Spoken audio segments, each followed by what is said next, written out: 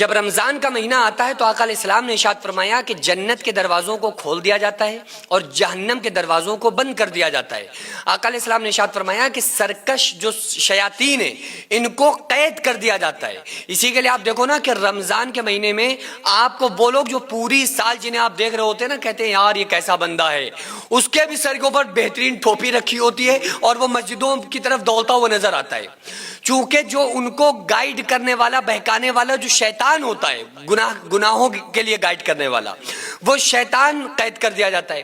اچھا، بندے کی اپنی جو ذاتی جو تھنکنگ اور تھاٹس ہوتے ہیں وہ نیکیوں کی طرف اس کو آمادہ کرتے ہیں، لیکن چونکہ شیطان اس کو بہکا دیتا ہے، بندے کا اپنا جو فطری چیز ہے نا وہ عبادت کی طرف ہے، وہ نیکیوں کو پسند کرتا ہے، لیکن شیطان اس کو بہکا دیتا ہے۔ تو رمضان کے مہینے میں اللہ تعالیٰ شیاطین کو قید کر دیتا ہے، تو بندوں کی عبادت میں کثرت اور روزوں میں کثرت اور کس طرح سے ہاتھوں میں تسبیح اور گانوں سے دور اور مطلب زبردست ایک ماحول ہوتا ہے نا، تو یہ وجہ کیا ہے کہ اللہ تبارک و تعالیٰ جو سرکش شیاطین ہوتے ہیں ان کو قید کر دیتا ہے۔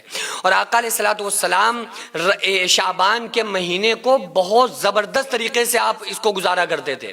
حضرت عائشہ فرماتی ہیں کہ آقا علیہ الصلوۃ والسلام رمضان کے علاوہ رمضان کے بعد سب سے زیادہ جو روزے رکھتے تھے وہ شعبان کے مہینے میں رکھتے تھے۔ تو ہمیں اس کی تیاری کرنا چاہیے، کوئی شادی آنے والی ہو، پروگرام ہو، تو ہم جس طرح سے تیاریاں کرتے ہیں نا، تو رمضان کی تیاریاں کرو، دل میں نیت کریں، اس بات کا عہد کریں کہ انشاءاللہ پورے روزے رکھنا ہے، اس بات کا ارادہ کریں کہ مکمل تراویح پڑھنا ہے، اس بات کا ارادہ کریں کہ ہمیں قرآن کریم کی تلاوت کرنا ہے، اس بات کا ارادہ کریں کہ جس طرح سے ہمارا پورا پچھلا سال رمضان گزرا اس سے بھی اچھی طریقے سے ہمیں رمضان کو گزارنا ہے اور اللہ تعالیٰ سے معافی طلب کرنا ہے۔ یہ مہینہ متبرک مہینہ ہے۔ آپ یہ دیکھیں نا، آقا علیہ السلام نے ارشاد فرمایا جو نیک نیتی کے ساتھ، حدیث کا مفہوم ہے، اگر اس میں روزے رکھتا ہے، اللہ سے معافی طلب کرتا ہے، تو اللہ تعالیٰ پچھلے سال کے تمام گناہوں کو معاف فرما دیتا ہے۔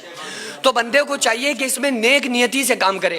اچھا، اس کا نام ہی رمضان اللہ نے رکھا، شہر رمضان جو کہا ہے کہ یہ مہینہ رمضان ہے۔ رمضان کیوں رکھا؟ روزے کے مہینے کا نام کیا ہے؟ رمضان۔ زور سے بولو، کیا نام ہے؟ رمضان۔ رمضان کا معنی کیا ہے؟ رمضان کا معنی ہے جلا دینا۔ اب یہ جلا دینا کیوں ہے؟ کیونکہ رمضان جلا دینا مطلب کیا ہے؟ کیونکہ انسان پوری سال گناہ کرتا ہے، اور آقا علیہ السلام نے ارشاد کیا فرمایا کہ جو بندہ رمضان میں روزے رکھتا ہے نیک نیتی کے ساتھ، تو اللہ تعالیٰ پچھلی سال کے تمام گناہوں کو معاف کر دیتا ہے۔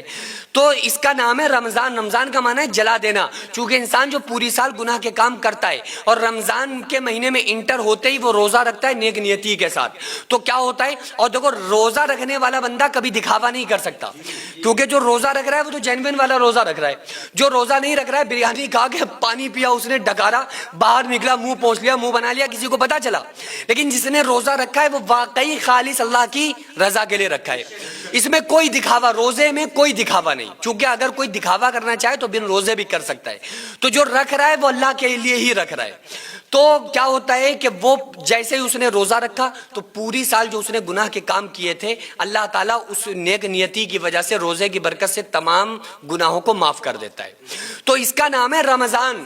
رمضان کا معنی ہے جلا دینا۔ اب آپ کو مثال کے طور پہ سمجھائیں کہ کوئی کاغذ ہے، آپ نے اس میں کوئی چیز لکھی، آپ کے کرتوت لکھے ہوئے ہیں، ہمارے کرتوت لکھے ہوئے ہیں، کارنامے، اور آپ نے پین سے اس کو کاٹ دیا، مٹا دیا، تو وہ مٹ تو جائے گا، ختم تو ہو جائے گا، لیکن وہ اس کے ذرات موجود رہیں گے، اس پہ پین کے نشانات موجود رہیں گے۔ لیکن اگر آپ اس کاغذ کو جلا دیں تو کیا ہوگا؟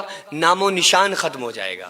تو اس میں جب بندہ روزے رکھتا ہے تو کیا ہوتا ہے کہ اللہ تعالیٰ پوری سال کے گناہوں کو صرف معاف نہیں کرتا بلکہ ان کے گناہوں کو جلا دیتا ہے، نام و نشان ختم کر دیتا ہے۔ اس کا مطلب یہ ہے کہ جو یہ فرشتے بیٹھے ہوئے پوری سال گناہ لکھ رہے ہیں، ان کے جو نام اعمال میں لکھے ہوئے ہمارے گناہ ہوتے ہیں، رمضان میں نیک نیتی کے ساتھ روزہ رکھنے کی برکت سے وہ ان فرشتوں کے لکھی ہوئی تحریر کو بھی اللہ تعالیٰ مٹا دیتا ہے۔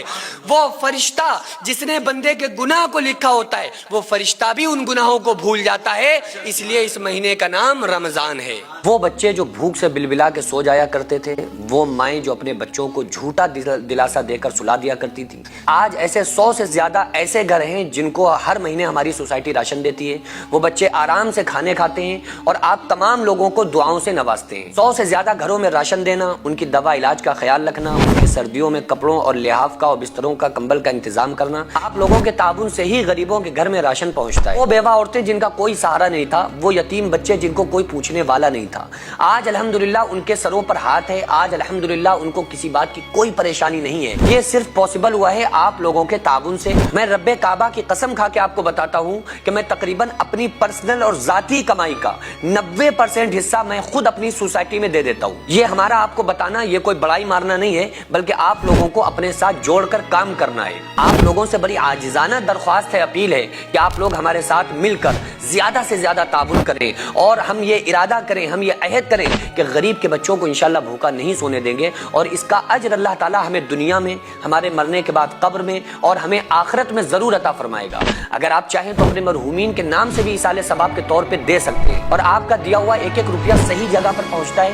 مستحقین تک پہنچتا ہے، اور انشاءاللہ ان تمام مستحقین کی دعائیں آپ تمام لوگوں کو کامیاب کر دیں گی. تو کیوں نہ ہماری کمائیوں کا کچھ حصہ جو اللہ کے لیے خرچ ہو جائے تاکہ یہ دنیا اور آخرت میں ہمیں کامیاب بنا دے. تو اسکرین پر جو آغازیہ ویلفیئر سوسائٹی کا اسکینر اور اکاؤنٹ نمبر نظر آ رہا ہے، اس کے ذریعے سے آپ لوگ زیادہ سے زیادہ تعاون ضرور